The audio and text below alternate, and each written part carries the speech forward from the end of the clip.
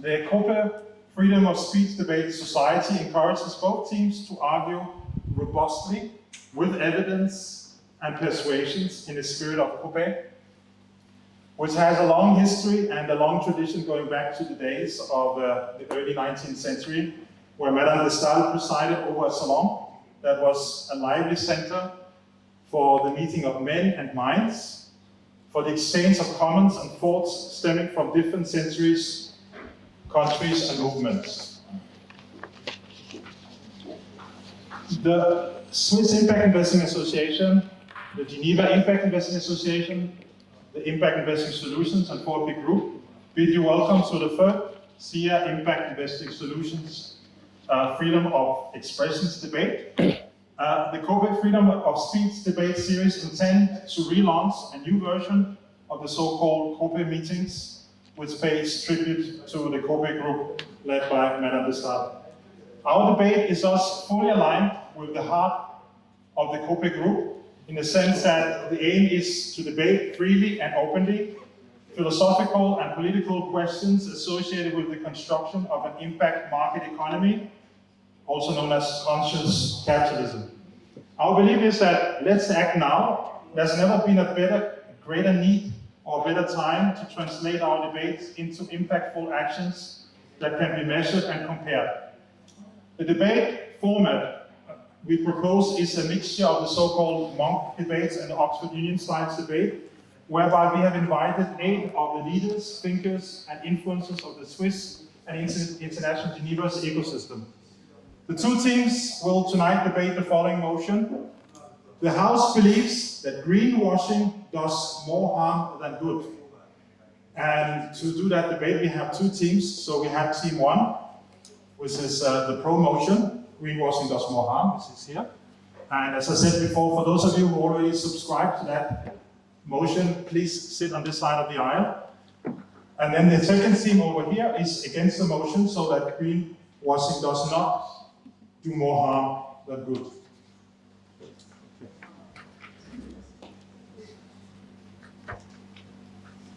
So just quickly for the agenda, so you know what's going on the next 1 hour and a half.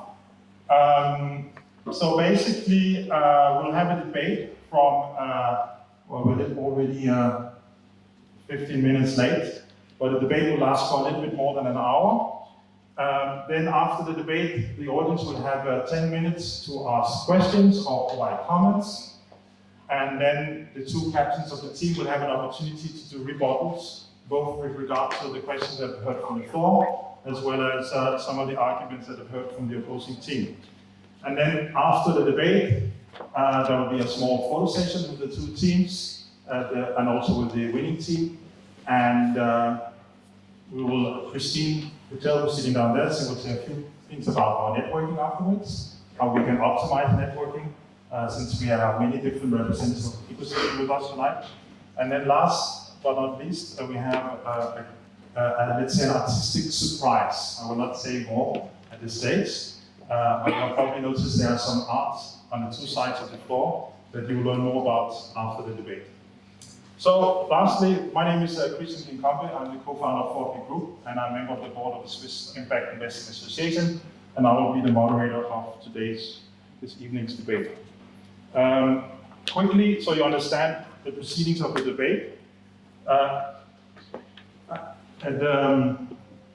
The captain of Team 1, he will make a short introduction for a few minutes, and then he will present the opposing team, and the other captain will do the same.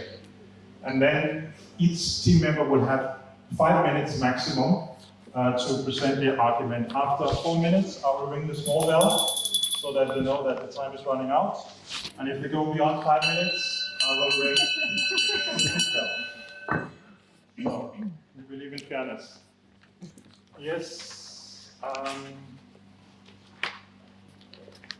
And last but not least, in terms of the role of the audience, so the audience, as I said, they can, at any time during the debate, raise a point of information, but it is fully the prerogative of the speaker to accept to hear your comments or your question, because that will eat into the 5 minutes. So don't expect too much interaction during the debate. And last but not least, we need to know where you are. So if you can take off your smartphone and go to slido.com, and then you insert the number hashtag 276 11 11 36, and then let us know which team you're supporting prior to the debate. I will just start the.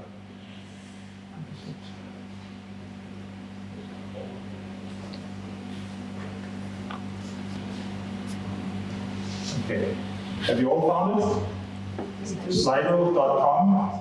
You go to look for the number, you put the number, hashtag 2761136.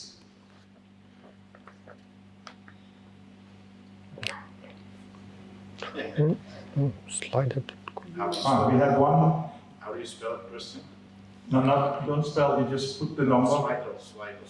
Slido.com. Slido. Yeah, slide. Can you spell it? SLI.do. Slido.com. We have SLI.do. Where's the dot? It's Christian. There's no dot. You said SLI.do.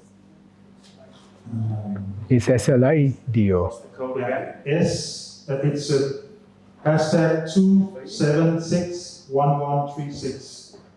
It's Slido. SLI.do. Oh, okay, it is. .io? Yeah, .com. yeah. There's like the back next time.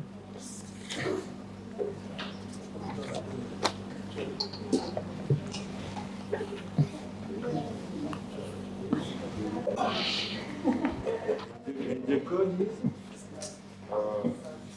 2761136. Thank you.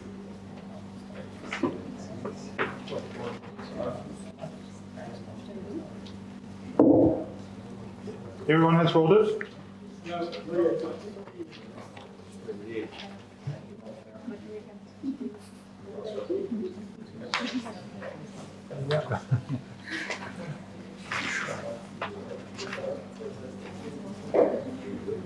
So it does.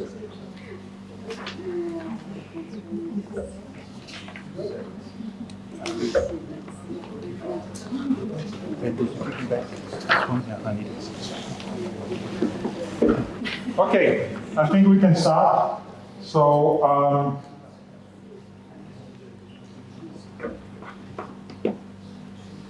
I'll now look to the first speaker to open the case for the proposition. Mr. Ben Banerjee, President of the Swiss Impact Investing Association.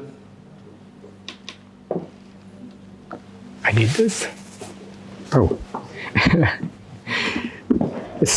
It's my honor to stand here again at this esteemed hall. And thank you very much, Christian, for inviting me to the third Coppet freedom of speech debate in these dark times, when freedom of speech is being suppressed in countries like Russia and China, or being corrupted and vilified in the rest of the world. And platforms and debates like these are really the beacon of light in the world for this. As Mme de Stael, I hope I'm saying the name correctly, said it 300 years ago. So let's start by introducing the opponent team. So first of all, a very, very old friend of mine, Dr. Dennis Bedniagin. Bedniagin, sorry. He's the jack of all green trades. So let's turn the spotlight to the captain, and he's also the captain of the opposing team. So Dennis, you have such an impressive resume. It could make a Nobel Prize winner feel underqualified. So he's the guy. If you want to meet somebody who wants to build a power station, or reinvent the economy of the world, or tokenize your grandma's NFT group, you have to go to him. And when he's not busy evaluating the R&D program or teaching future innovations about energy systems, he's moonlighting as a private investor, structuring deals, designing strategies, and raising funds, sometimes with old school equity and debt, and sometimes with crypto magic, because I think crypto world was the first where we met. So when better to oppose the motion tonight, after all, he has probably modeled 15 scenarios proving greenwashing might actually save the planet. So let's welcome him, Dennis. Then the second member is Claire, the enforcer of impact. So let's meet Claire, a proud member of the opposing team and someone who takes sustainability very seriously. And probably the reason your contracts certainly have clauses you don't fully understand. From assessing environmental and social tasks for SMEs in Africa to training stakeholders on why they must care about those risks, Claire is the person who politely turns good intentions into measurable actions. So, welcome, Claire. Developed to proving that sustainability can be practical, impactful, and most importantly, compliant. Then we have Joseph. He's a member also of the opposing team, a man whose expertise in sustainable investing runs so deep, he has probably coined the word impact. As managing partner at Kalmus Capital, he helps asset owners navigate sustainable strategies across asset classes, from niche concepts into a legitimate force, advising startups on how to make sustainability more than just a buzzword. So who is better to oppose tonight's motion? If greenwashing is an art, Joseph is here to remind us that sometimes even the most well-intentioned strokes need a little strategic guidance. And finally, Yulia. I think I know, by the way, all of you in our world. So, a member of the opposing team also, who just doesn't talk about sustainability. She teaches it, researches it, and probably dreams about it. So, as Director of Sustainability at GIA World and lecturer at SUMAS, you have spent 15 years turning sustainable practice into actionable results, proving that saving the planet is a full-time job.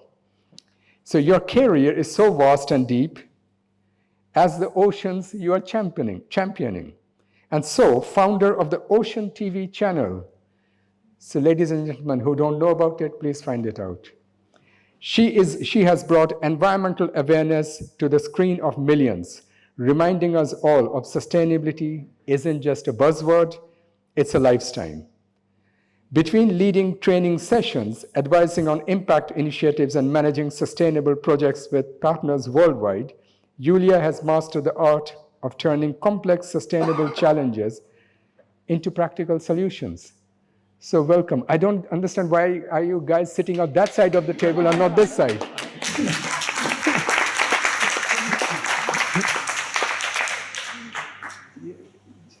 Come this side. We have our arguments. So, can I? Or No, you go ahead. oh, I go ahead. Directly. Oh, okay. So today, we address a topic of immense urgency, like Christian said. The House believes that greenwashing does more harm than good, and I stand resolutely for it, in favor. Greenwashing is when organizations masquerade as environmental friendly while perpetuating unsustainable practices. More than a lie, it's a betrayal of our planet and our future generations.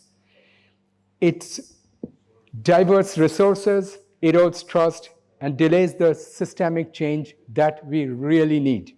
And believe me, I have been traveling all around the world on this. So I'll just talk about 3 points very quickly because I have only 5 minutes. Greenwashing, so firstly, greenwashing diverts attention and resources from real solutions. A 2022 European Commission report from the report measured that 42% of corporate green claims are exaggerated, false, or outright deceptive. When a fossil fuel company boasts about carbon neutrality while expanding oil drilling, it fosters complacency instead of the urgency we need to tackle climate change and biodiversity loss. These false claims are not only harmless, they rob the world of focus and momentum. Every dollar spent on deceptive advertising could have been invested in renewable energies or environmental restoration. I think I may be one of the few here who remember the good old times. In 1930s, okay, I don't remember that old, but just Lucky Strikes, it's a cigarette, which claimed that 20,679 physicians say Luckies are less irritating. Or even better, in 1940s to 1960s, there was an advertisement by Reynolds saying, more doctors smoke camels, where doctors, dressed as doctors in hospital settings, were going around walking and smoking camel cigarettes, bringing a direct link between camel cigarettes and the doctors and physicians. Doesn't that remind you of today? World where so-called experts are saying that global warming is a good thing or the climate change is not happening. And I'm sure you will not be surprised to know that a lot of people who made the strategies in those times are the same ones who are doing it today. Secondly, greenwashing betrays the trust of those trying to do good. Survey shows that 81, and when I mention surveys, both the surveys are from the United Nations, that 81% of global consumers want to make sustainable choices. But when companies mislead them, they sow confusion and disillusionment. This boy who cried evil or cried wolf effect doesn't just hurt bad actors, it damages the reputation of companies who are really trying to do something good. Take the fashion industry, for example, which contributes, as per the United Nations, 10% of global carbon emissions. Brand markets sustainable collections while upholding exploitative and wasteful production cycles. Consumers are misled, demoralized, disengaged from the fight for sustainability. Finally, greenwashing delays the structural reform that we need today. And, oh great. Corporations distract us with superficial solutions like carbon offsets, planting trees in monoculture that often does more harm than good. They proclaim false progress, creating an illusion that prevents governments from enacting critical policies which are needed today. I can give a lot of examples, but I don't have time for that. I'll skip through the most. My opponents are most probably going to argue that greenwashing raises awareness or inspires action. But awareness without authenticity breeds disillusion, not progress. Worse, the funds spent on greenwashing campaigns should have gone instead to real solutions like renewable energy or local conservation efforts. Conclusion, greenwashing does far more harm than good. It diverts resources, betrays consumers, and delays critical reforms which are necessary today. So ladies and gentlemen, with this, I give it to them.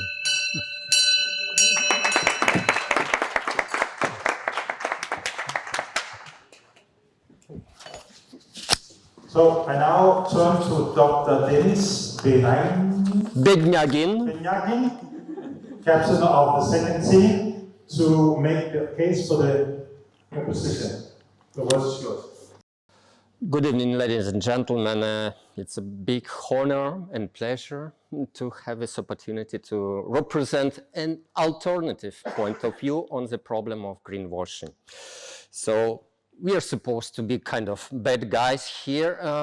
I don't know the outcome of the votes, but it appeared from this initial statement. So it's my task to introduce first our distinguished pro-motion team, anti-greenwashing. So, of course, you all know our chairman, president, and I would say guru for me of our sustainability and impact investment movement, Ben. I've known him for about 7 years, and then we started first meetings in Zurich. I'm an evil guy coming from greenwashing. I would share some dark side of his personality. So he was also working for this greedy corporate world, corporate finance, structuring deals for oil and gas. And then imagine this oil and gas goes into this power generation, and then people get light during winter heating and they can survive.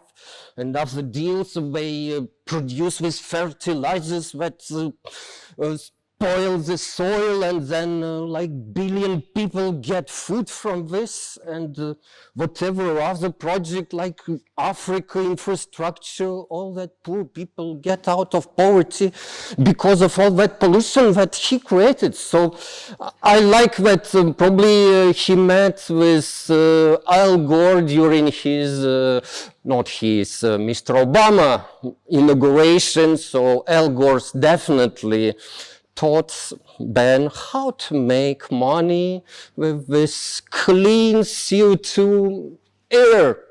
And I like that now we have him as a leader of the opposing team. Second person will be Diana Rose. Yeah, so she's a seasoned sustainability expert with masters in environmental technology, and she works as a ESG research director with the company named InSeek AI. Definitely there are a lot of AI that has the potential to make our world more sustainable. So why not drop in all that old guys who learned sciences, engineering in their schools with old textbooks. So definitely let's expect AI will do a better job than old bald guys. Thank you. And the third person, this is a brilliant mind, Michel Soavi. Yeah. He has so many degrees, so it will take all my time remaining. I would say he is his crown on his head is PhD degree in computer software engineering. So, and he's the guy we've got to listen today because he has this company Impact Scope, where he has a very special tool that immediately allows, thanks to AI, identify with evil greenwashers with his GWI solution, greenwashing identifier. So I just have one question to Michel. Maybe he will cover it later on. On his side, he has this famous green company Siemens. Yeah, and everything what I know about Siemens is some engineering works on wind turbines, solar, where a lot of fossil fuels are involved. So let me pass to the last speaker, Michael Emsch. Yeah? Emsch. Yeah, that's German. Okay. Okay, Michaela Emsch. So she's an expert in communication and especially biomimicry practitioner. And I think that's a person we've got to listen in the end, because once we run out of oil, either we consume it all or we forbidden. So that's nature, where we have to live without anything that is being manufactured with fossil fuels. So, Ben, thank you very much. The team, floor is yours. No, go ahead with your final. Oh, it will be mine. Okay, so Make sure to put your microphone in front of the mouth. I have with other. Okay. Once again, it's a big pleasure, especially Christian, our master of ceremony, for letting our team to defend this pro-greenwashing position. If such a debate would take place like 20 years ago, when I just started my research career at the PFL, and I discovered this problem of global warming, greenhouse effect, so I would definitely be on the other side. So I was like with Greta Thunberg, who is now PhD at honoris in theology somehow from Helsinki University. And I was screaming left and right, all my friends, guys, what are you doing? You are destroying the planet. And imagine right now I have a 180% reverse position, and it complies more with the guys who is not so good in climate sustainability, but he has his Nobel Prize in Physics 2022. His name is John Clauser. So once he got his 1 million paycheck attached to his Nobel Prize, next day he went to media saying, oh guys, all current science, especially climate science, is corrupted, and the idea or theory of catastrophic global warming driven by anthropogenic greenhouse emissions is hoax. So that triggers some reflection in the mind of a former scientist, turned entrepreneur, advisor, and now going back to academia. So what made this whole path? Probably the most important point in my academic career.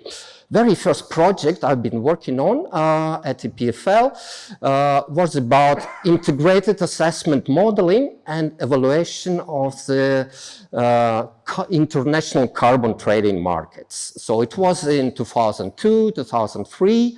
Our lab had a mandate from the World Bank and Swiss Confederation to provide arguments in order to convince government of China to ratify Kyoto Protocol. So how can you do it? Show them the money. So what I did in my research lab, and it was the topic of my thesis, just looking into all these climate models, energy system models, econometric models, macroeconomic models, combining them into so-called integrated assessment models. So I've done my calculations. I come up with a multi-billion revenue for China. So my professor reported it to the government of China, to the World Bank. Kyoto Protocol was ratified, and the whole story began. And in the meantime, I had the defense of my master dissertation. There was an expert working for World Bank. It was nice, and the last question from him was, boy, what's wrong, probably wrong or not so good in your thesis? I said, you see, I'm calculating here value of carbon emission reductions. So according to methodology of this Kyoto Protocol clean development mechanism, they are zero carbon.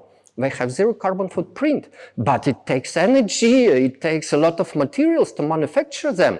And the amount of this expected carbon emission reduction could be wrong. And he said, relax, boy, we are doing this not because of the climate, not because of environment. We are doing it because we need an alternative energy supply option to increase energy security. So we keep our eyes wide shut, forget about it. And even more, so all these projects that receive this carbon finance, they don't fail to meet this investment additionality criterion. So no one put money into loss making. So guys, thanks for your attention. That's something we have to think about.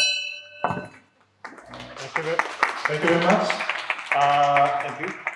Just before we continue, I can see that currently we have 14 people in the audience that have put a vote on the two motions. I can count there are more than 14 people here Of course, the Tutsis are not allowed to vote for themselves, remember that.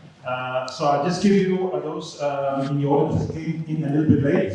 And if you can abstract from what the two captains have said, and vote according to your prior ex-ante perception on greenwashing. If you can vote on slido.com, the number is 2761 136 2761136. I'll just give you 1 minute to vote so we can have let's say, a greater representation of the Swiss impact investing ecosystem with us tonight. Before I pass the microphone to the second speaker of the proponents of the motion, Mrs.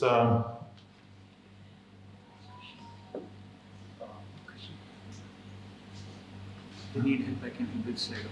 Sorry? If they need help with Slido, I can. Yeah, if anyone are unable to get to the Slido, Puro standing over there, he can help you to vote.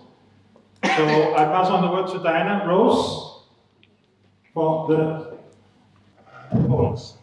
Please go ahead. Thank you very much, and thank you, Denny, for the lovely introduction. By way of, just to provide a bit of context on my contribution to this debate, I've spent quite a bit of my career in corporate sustainability, working for the evil guys, both on the inside of large companies and also as a consultant and advisor. And then for the past 4 years, I've been working really closely with corporate reporting data, analyzing it, looking for patterns and trends, and specifically collaborating with regulators on how to use this large body of data to help to statistically identify greenwashing patterns and to use technology. A little bit of AI comes in handy because this is difficult to do manually, to detect instances of it. So I wanted to share a few reflections on my experience of working closely with this information to support the motion that greenwashing does more harm than good. And just as a caveat, I do appreciate, having been on that reporting side, how challenging and imperfect it is. It's not a witch hunt after the big guys. This is just some reflections on my experience. Firstly, this is a big problem we're talking about. The scale of it is a challenge. We see that now there's over 6 times as many documents published by large companies. I'm talking about the UK, just as one sample of data, but the pattern is the same in Europe, the large listed companies, than there was 8 years ago. It now takes an analyst 1.5 years just to read these documents, let alone do anything clever with them. This is annual reports, sustainability reports, and just countless ESG documents. This is an increase from about 2 to 3 documents published each year back in 2015 to now around 17. So that body of evidence that communicates how companies are performing on their responsibility and sustainability becomes unreadable. And the noise kind of starts to make these reports redundant and very daunting to analyze. But they're very fundamental to how the market perceives the company and ultimately takes financial decisions on their perception as both an investor and a consumer. They are a central cog in the machine for clearly and honestly communicating a company's performance. They have to be intentional and thoughtful. They have to be responsibly constructed. So there's lots of excuses that this is difficult, and I know it is. There's reporting standards flying at you all the time. But ultimately, if you're going to put something in the public domain, it has to be accurate. These reports are a pillar of accountability, and we have to be able to trust what they say. Otherwise, this cog in the machine falls apart, and the machine breaks, and the market breaks. Secondly, the complexity, environmental. I know we're focusing on environmental here, but this theme we're talking about actually also touches on human rights washing and social washing and other topics. So there's all this noise, and there's this also a complexity around ES and G. What are you even looking for? How do you look for signals on the market of what is acceptable in greenwashing, what is not? So they're coming at it from a regulatory point of view or oversight point of view. There's exaggerated claims, misleading claims, unsubstantiated claims. There's a spectrum of behavior, obscuring information with shifting methodologies and terminology. This is technical. This is a technical topic. You know, okay. Ooh. So, I feel that greenwashing creates a real crisis of accountability and responsibility here. If there's poor information on which to make decisions, then both the investor and consumer cannot help to contribute and take agency over contributing to the potential we have here. Financial accounting is highly regulated and controlled, as we all know with audit. You can't make a claim and not fulfill it. You can't contradict your own numbers. You will go to jail. And there's a reason for that. It's misleading and it's fraudulent to benefit from something that's not accurate. The same has to become true for non-financial sustainability environmental information. This is why the regulators in the UK and EU are introducing reporting and accountability. So we've been working closely with them, and if the regulators think it's important, then I believe that it is too.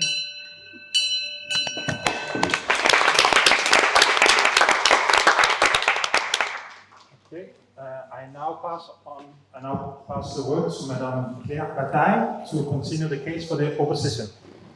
Thank you. Should I start? Yeah. Yeah, go ahead. Well, I think what we should do first is try to define what we are talking about. I think we also need to agree on what we are talking. What is greenwashing? There is more and more complexity on this topic, more and more definitions, and actually we could say that there are 50 shades of green and greenwashing. Then, if we talk about this definition and focus on environmental claims that are misleading, they can be misleading because there is no verifiable evidence, no proof, as Diana talked about accountability. Maybe it can be vague. Maybe the claim can be also irrelevant, for example, focusing on non-material issues on the topic we are selling, for example.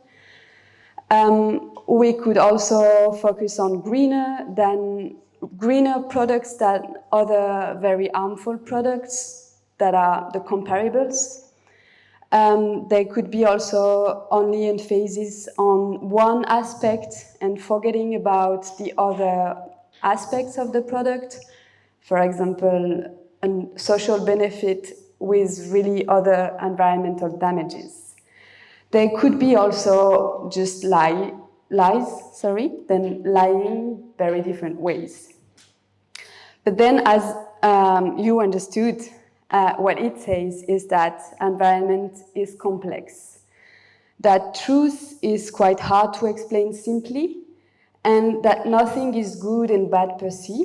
There are a lot of different elements in one final product that actually make something greener or really green with this level of shades. That being said, for me, what I try to say is that it can be difficult for companies to also understand the true impact of their products. And it happened to me when I was working for a responsible investor. We've been working on organizing a conference, and we've been agreeing on the fact that, on this, let's say, presentation we would provide to the stakeholders. And when I came back from actually 1 month of holidays just before the conference, because I'm French and I take a lot of holidays, the presentation completely changed and the marketing team put impact investing everywhere. But we were doing responsible investing and they were misleading themselves in what we were doing, because maybe a bit too focused on our ambitions that were not really here yet. It then can be also difficult to transmit this information to the client and other stakeholders because, well, actually, as it's hard to understand, it's also easy to get people lost in our narratives. This is where actually I want to talk about the fact that we need to change, the world needs to change, and to be able to change, we need to talk about it. Even if it's imperfect, even if it's still in progress, even if it's not accurate, because we can't look for the perfect world, we need to make small steps to be able to achieve greater results, to be able to educate ourselves and to go and progress and to be able to educate the clients and other stakeholders. If I try to conclude on this, I think what is important is to build new narratives so that everybody can think positively about the change we need to make. Thinking positively is really something that helps people moving. Because if we talk only about the negative side or the thing that is not yet achieved, we won't be able to involve and commit everybody in this change. That's why I think actually greenwashing can help progress on the topic. Yeah, I think that's it on my side, and I let the team members first. Thank you, Claire. And I'll pass on the word to Mr. Miquel Pedersen to continue the case for the proponents. Thank you, Christian, and thank you to SIAA for the invite for tonight. I'm glad to be here and prove how greenwashing does more harm. And I would like to underline the importance of having the truthfulness of the kind of information we produce, because I wanted to briefly recall you, we are in Geneva, one of the biggest financial centers in the world. And what happened in 2009, it's something that everybody recalls, big financial crisis, the world was going to end. At least some of us were thinking that the world was going to end.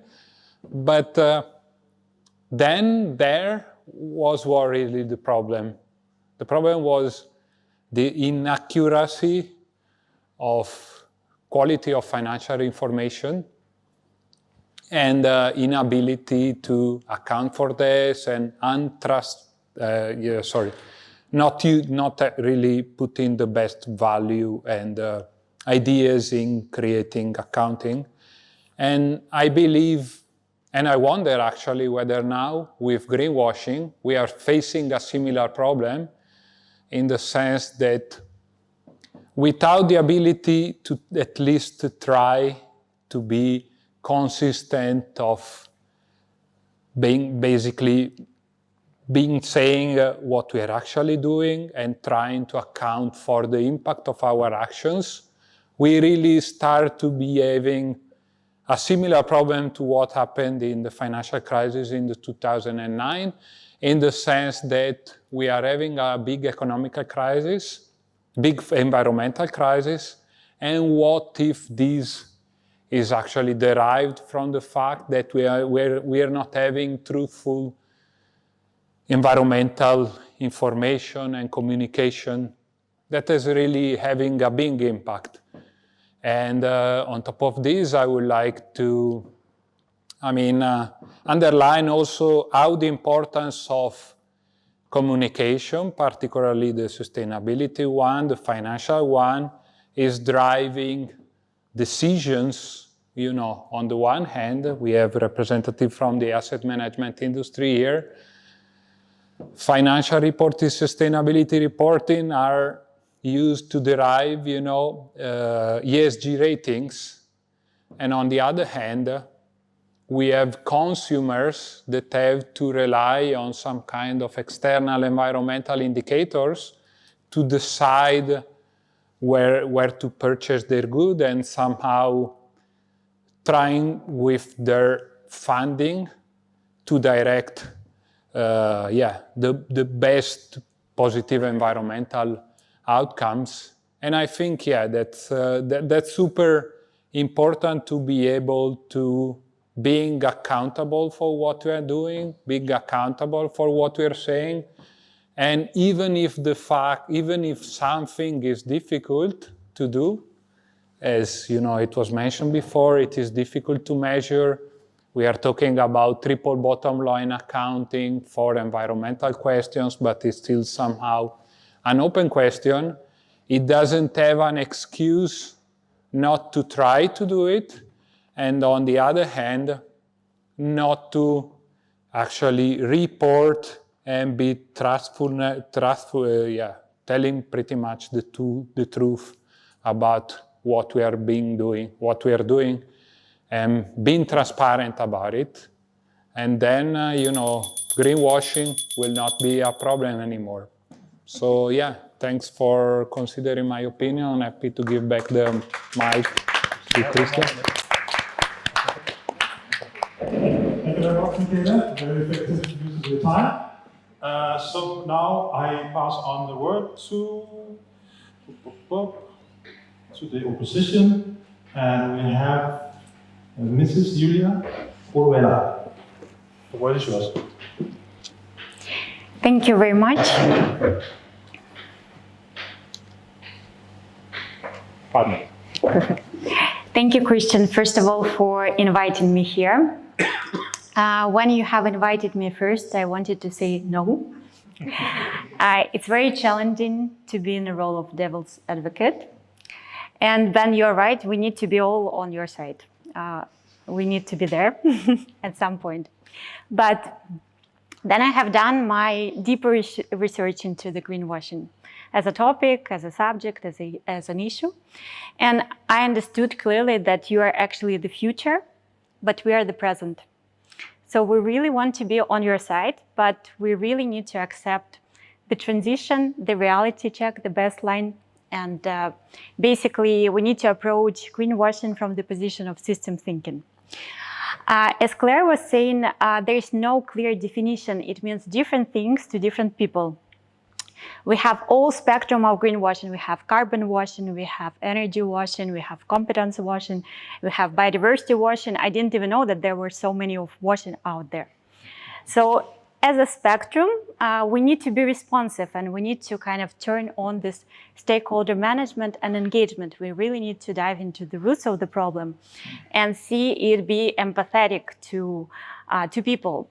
Imagine a situation where there is a group of executives, they're sitting together, they're analyzing, they're creating a greenwashing strategy, they're thinking hard, and then they're designing something to follow up. Of course, it will never exist. There's no manual for greenwashing. There are no guidelines, no roadmaps. We have roadmaps for circular economy, for ESG, for many other topics, but greenwashing is something that kind of that is left behind. Of course, it sounds ridiculous, and we need to treat it from this perspective, because if there is an issue of greenwashing, it means that someone failed, someone messed up, someone either doesn't have access to good resources, or maybe they're speeding up because of consumers, or maybe the guidelines from the regulatory framework, they're simply not good enough. They're blurry, and there's no strict kind of roadmap for action. Or maybe there are some other reasons, because considering all the spectrum that we're facing, there could be so many other issues on the way. So as a good doctor, let's imagine this case, we should treat greenwashing as a sign, as a red flag, as an opportunity, as something that should be treated properly. So it is kind of easy to ban it, to cut it, to eliminate it, to ignore it. It is much more difficult to properly see it, connect it to a different spectrum or different bin where it belongs, and actually see what is behind the scene and what would lead towards good transformation. Christian, you have shared with me many different arguments why we should be for greenwashing, and one of them was market evolution. So I actually empathize with this. I think if we actually see it, it is a stepping stone, and then it goes back to us as professionals. We need to provide support. We definitely need to provide proper education. We need to provide good ecosystem. We need to find good tools. Either it's going to be ecosystem services, I don't know, business and biodiversity program, or improvements in terms of stakeholder management. Different case will involve different approaches, for sure.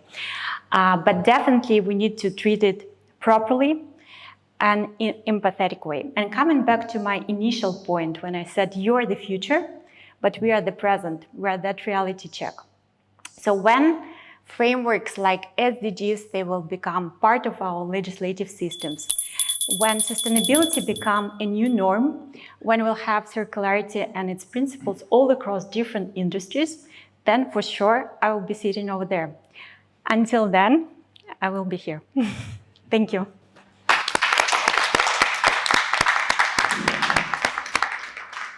Thank you very much, Julia. And now I pass the word to Michaela Ems to conclude the case for the promotion team 1. The word is yours. Thank you very much. A little bit like Julia, when Christian asked me, would you like to come and debate? I was first a little bit surprised. And then I was like, there's somebody that's not here to defend itself, and that's nature.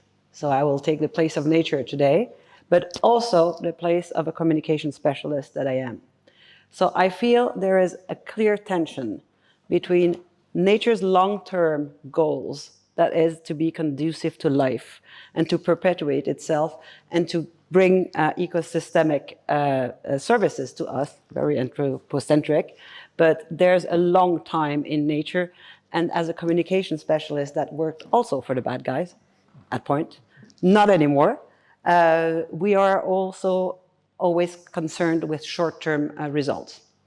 And I see there's a clear tension between the long term of nature and the long cycles and the short term of reportings that are quarter to quarter. And I wonder if greenwashing is not at the center of this tension.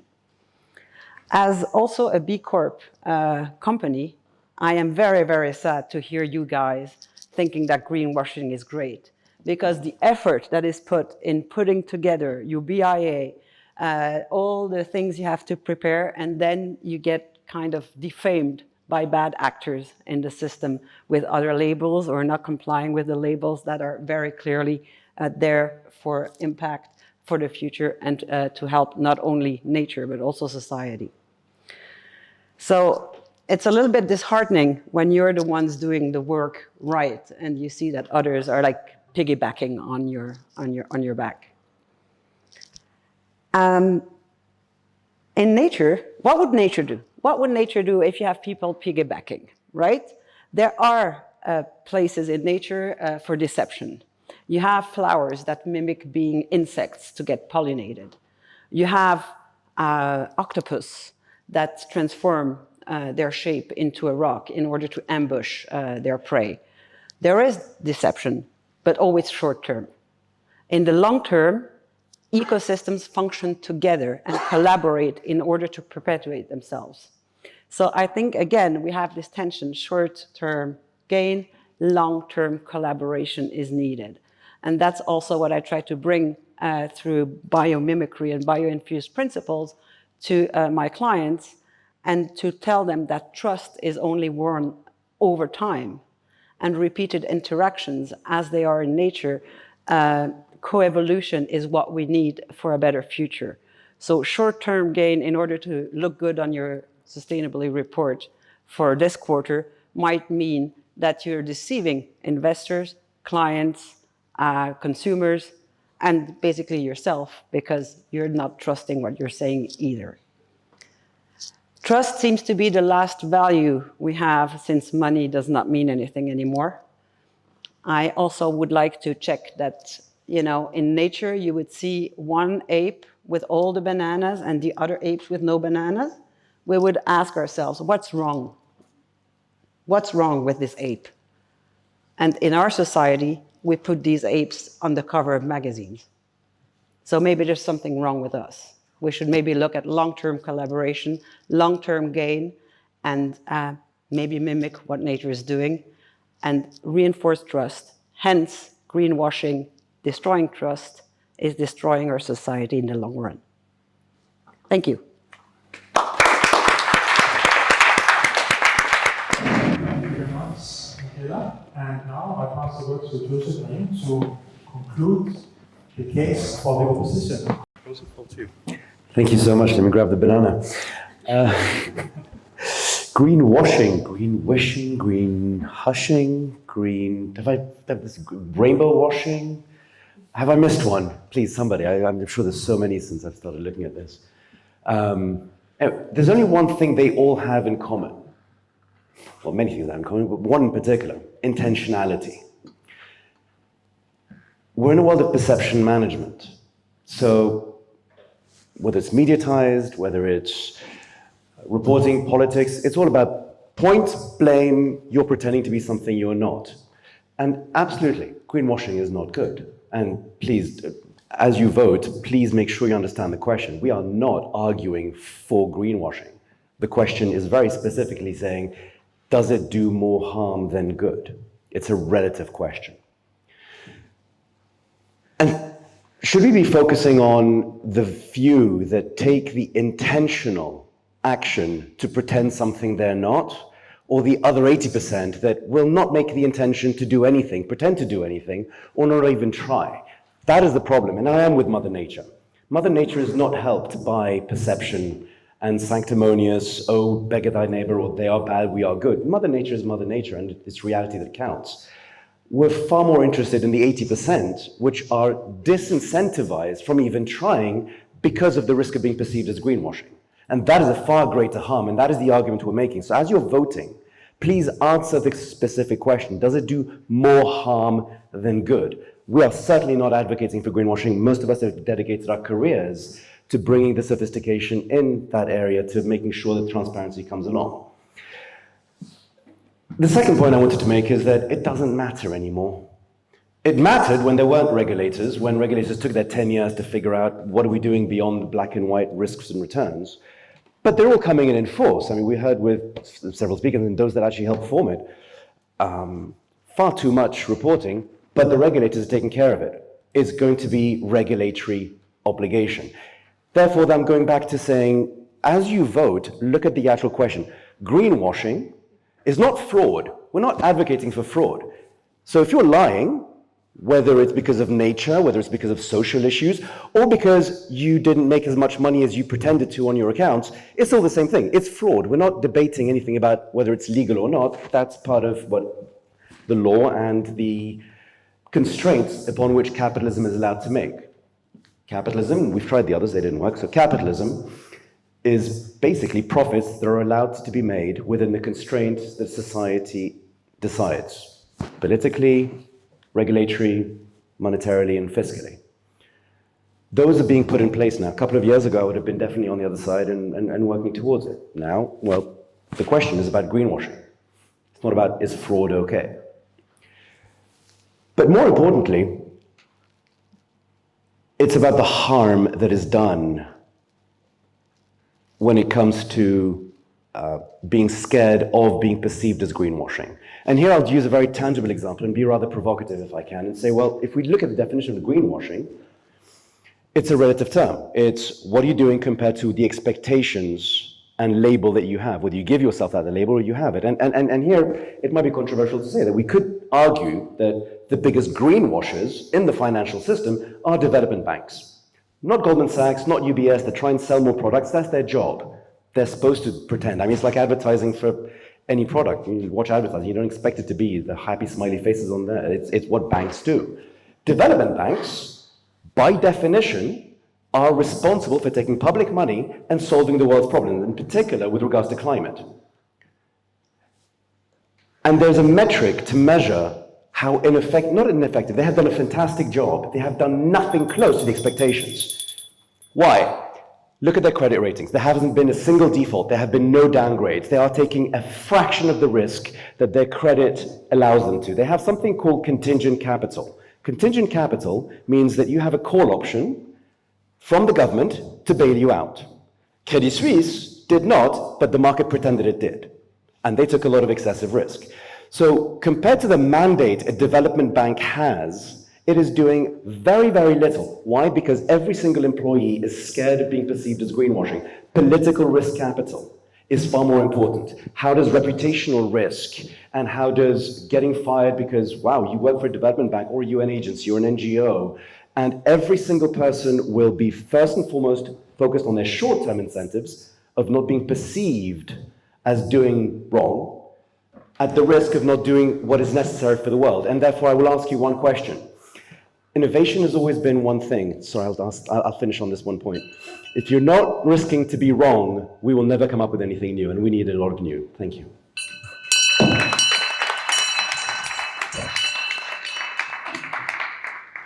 you very much, Coppet. As I said in the beginning, the audience will be a very important part of this debate. Before the two captains will get the chance to do their rebuttals, we have 10 to 12 minutes for questions from the floor. You can either ask a question to one of the two teams, or you can make a comment or statement. You're welcome to do so. Martin, can you please take the microphone? You guys. And please introduce yourself by name and affiliation before you ask the question or make a statement. Hello, my name is Victoria Lefur. I'm co-founder of Global Impact Alliance, and I would like to thank you very much for this very interesting and useful conversation. I would like to ask this team, how do you think, what specific mechanism do you propose to tackle or fight greenwashing so that it does not lead to additional costs for small, middle businesses or higher price for consumers? Thank you. So if you have any specific person in the team that you address to or to the team? It doesn't matter just for this team. Okay, I think we'll just take 2 or 3 questions before we allow each team to reply to the questions. You can give this microphone to Martin. Hello, Mike. Hello, my name is Miquel Pedersen. I work in the heavy-duty transportation industry, focused on zero-emission vehicles, working with Amazon and those types of companies that all have climate pledge fund or other goals, ESG goals, that they're going to try to tackle, regardless of what the regulatory framework imposes on them. And looking at the recent events in the US with Trump, the Trump administration will likely roll back all of the major regulatory frameworks that are being put in place to continue to move towards zero emission and the decarbonization of heavy-duty industries. It's up to the individual companies themselves, and more specifically, like you said, the market to force these companies towards some sort of regulation. So I agree 100% with your point that if you are greenwashing, like any other financial market, the market will force you towards self-correction because of the implicit risks of being perceived as a greenwashing entity. So it would do the company more harm than good, but it will do society good because the market will force them towards self-regulation.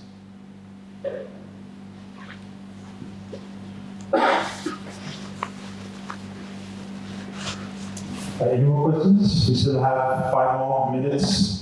The captains, they will answer your questions during their rebuttal. So, yeah. The question for the opposition team.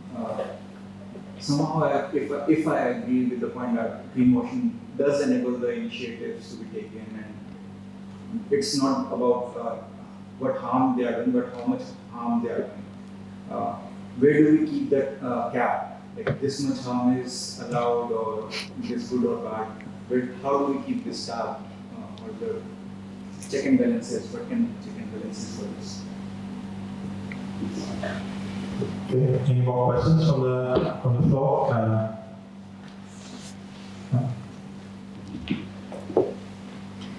Thank you for having me. My name is Edouard Foulissi of South International based in London.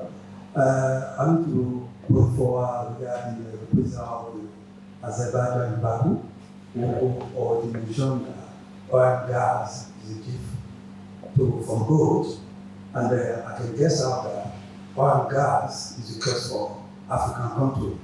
My question goes for the right side. How we can match both together and see that multinational company where we take and we still take oil and gas in Africa. We don't take about ESG, we know about SG. Can we be specific, tell me why we still do now? Thank you. Okay.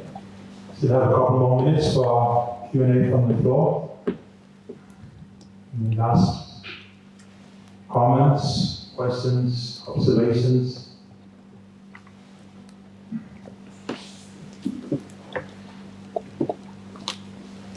Hello, my name is Andreas. I'm a student at the University of Geneva. It's not really a question, just, well, I guess it's the appropriate moment to comment. And I just wanted to say that so far from the conversation, thank you very much, I would probably say I'm leaning towards this theme. I just want to say I believe greenwashing to be just a trendy marketing trend for companies and for all of these organizations to just sell out a message. And so far, what I've seen from greenwashing is that it's just a marketing tactic, which is completely common in sort of system that we live in. And from any marketing tactic, all of the washings that you mentioned,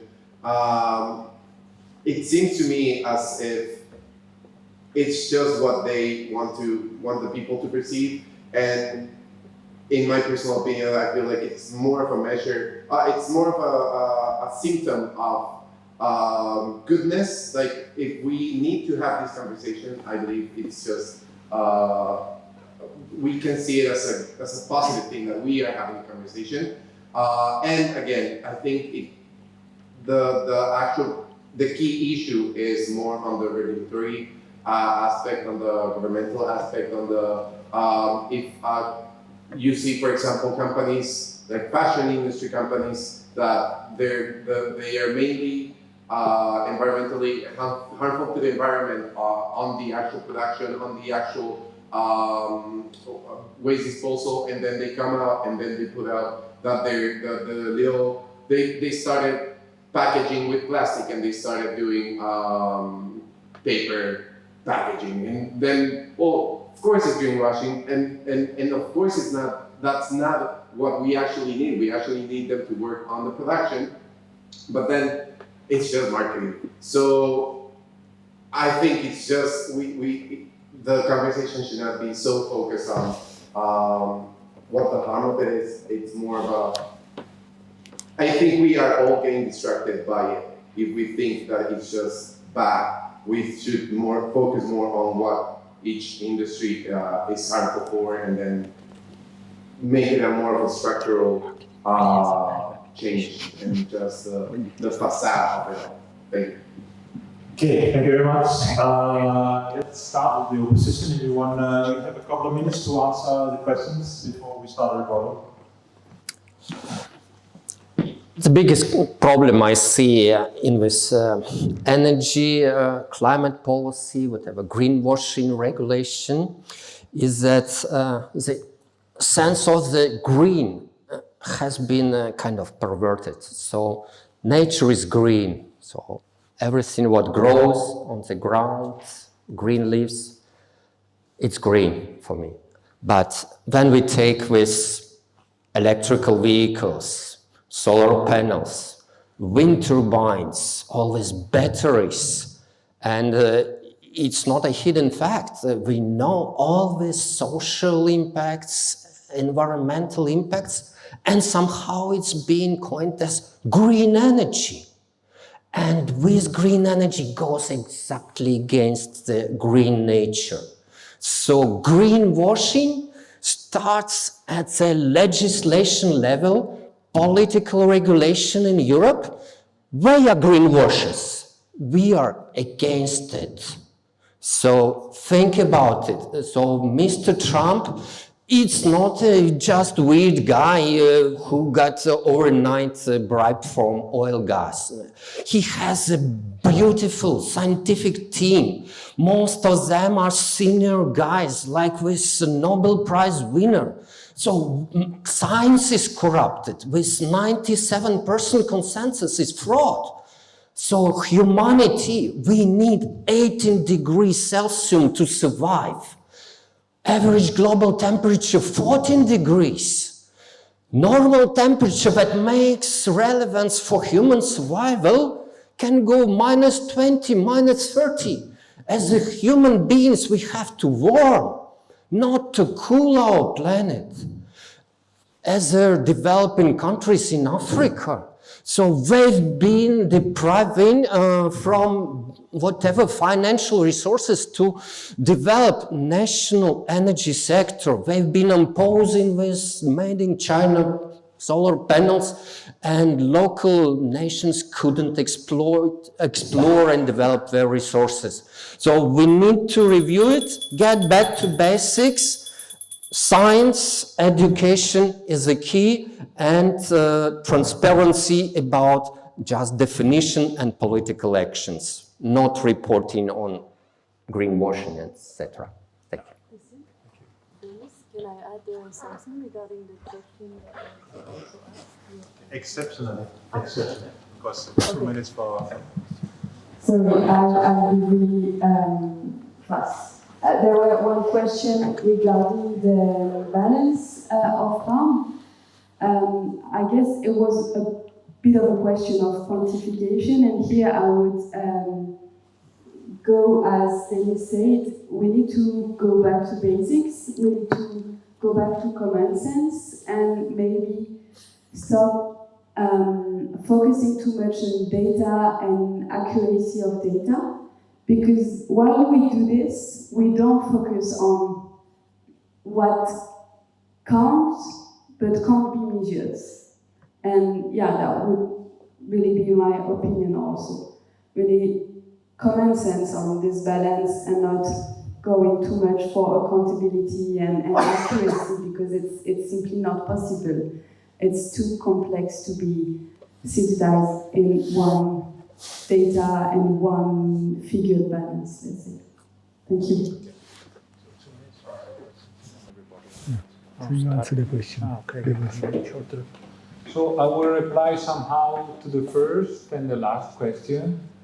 And my perspective is that in Europe and in Switzerland directly, there is too much focus on regulation, therefore on the disincentive part, whereas I think we should start talking about different types of incentive to go greener and avoid greenwashing. And it's interesting, I was in last Beauty Bridges and we started to talk about fiduciary duty that is taking into account also environmental elements. So the moment there will not be so much pressure on companies, to make profit, maybe even from a company perspective, they don't feel like they need to, overstay their environmental position with the objective of obtaining some kind of financial advantage for marketing reasons. And I think, that's a very simple one, but in Europe we are focusing a bit too much on regulations, whereas, which is something you can argue as well for other contexts, and it was underlined lately. I don't know whether you wanted to add something on this? No, that was it. Okay. Okay, thank you very much. So we are now going to the last phase of the debate, where the two captains have 2 minutes each to do rebuttal on what they've heard from the floor, as well as what they heard from the opposing team. So again, we allow the opposition to start their rebuttal. 2 minutes. I really appreciate the way our distinguished opponents think about the necessity to do something good for the planet, to use this advanced technology solution or nature solution, and very good people. But I do believe the problem comes from the top, from the governments who've been advised in the wrong way and have been trying to impose their own agenda of over-control. So we need to give power to the people, to the ground, to the common sense. So all this reporting on ESG compliance make no sense, that brings no value. So just look at the outside. Nature is beautiful. It regulates, so that's the main principle even in physics. So there is no runaway climate crisis. If something is wrong, if we have a volcano, then over time it will equalize. It was always in cycles and will continue to be. And the warming periods were extremely beneficial for humanity. And it's during the cooling periods that we had always famines and epidemia and wars. So guys, enjoy the time we are living, enjoy this warming, and look precisely what your politicians are doing. Thank you very much. Thank you, Dr. Dennis. And then we have the last words, 2 minutes to push back on the opposition. I don't know what to say. Number one, you guys should join us. Or number two, I don't know whether you're supposed to impersonate devil or are the devil, but anyway. The only point I got from you is science is the key. I fully agree. Other point I got from Claire is that world needs to change, and the strongest argument is to think positive. Julia, greenwashing is market evolution. That's good word. So these are very, very, very good points. I really agree to it. But vote for what you believe in and vote for what you know. And ladies and gentlemen, climate change is no longer a distant threat. It is a reality, and I know it, believe me. I have been to India recently. I have seen what is going on there. Half measures and hollow promises will not save us. It is time to reject greenwashing and demand genuine, self-sustainable.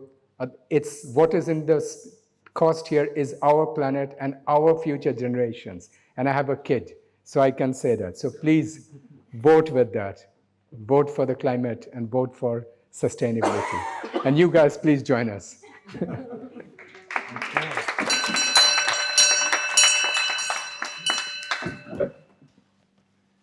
Well, now we come to the decision that you have to make. You have heard the arguments from the team 1, team 2, the pro-motion and the anti-motion.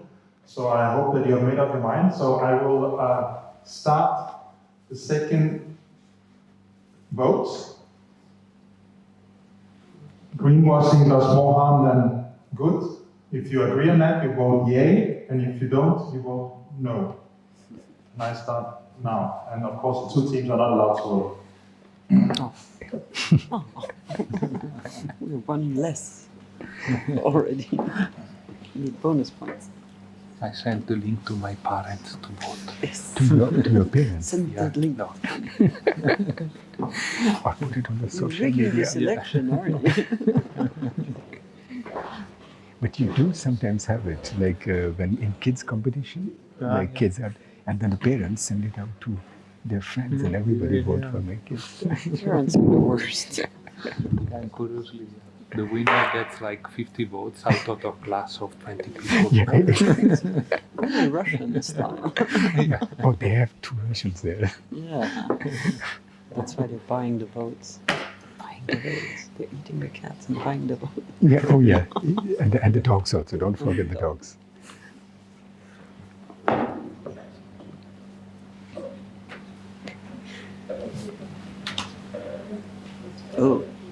You're too low. I think you need to take the table away. Yeah, or put it on the table. Put the table back. Yeah. Voila. Boom.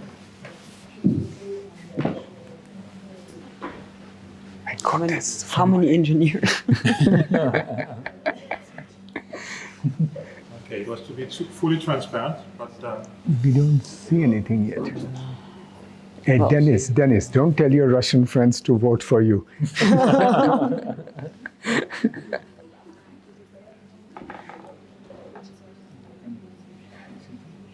This is focusing.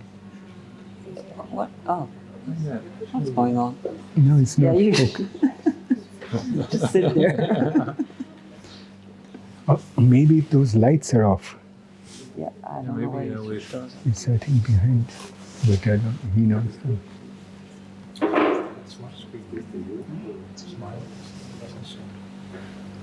Doesn't work. okay. For those of you, sorry. Oh, Christian just, Christian just said it. Yeah. It's full transparency. Okay, we're trying to be fully transparent. With no success. So we had 19 people voting for the pre-debate votes, and we had 68% voting yay and 32% voting no. And for the post-debate votes, we have not as many people voting. We have 50% voting yay and 46% voting no. How come no? But very few did. So Very this few is not voted. about the absolute number, it's about the ability to change votes. But how come So, 19 people? There are much more people. 62. Oh, wait. We have 68. Okay, so the I, they went from 68 down to 62. And the no, they went from 32 up to 38. So the winner is team number 2.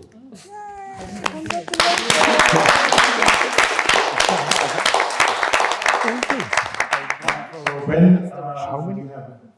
Something you want to say to the winning team? No. They did very good. How come only 19 people voted? Yeah, unfortunately, there are some people who had to leave. Not everyone lives in the Geneva area. We had people in the audience that are traveling very far, so it was not exactly the same samples size. 25 people here, 26 people. I still think that it's fair to say that team number 2 are winners today. So congratulations, Dennis, Claire, Julia, and Benny, I want to say a few words to the winning team for the award. No, you did an amazing job. Converted people for climate change. Thank you. And I completely agree. May I comment on this? Yeah. And the award is that you 4 of you get membership of SIA. And we continue with free speech, and I book another slot for my, let's say, academic presentation. I need more than 5 minutes to share everything I have in my head. So this is the official end of the debates. We're going to have some photos. So firstly, Puro, if you can take first a photo of the winning team. Then we have the 2 teams together. And then we also like to have a photo of our new Swiss Impact Investing Association Advisory Board who are with us today. After which I'll hand over the microphone to Christine Patel, who will say a little bit about the networking. And then last but not least, we have a small surprise for you regarding the beautiful art that you see on the both sides. But let's first take the photos.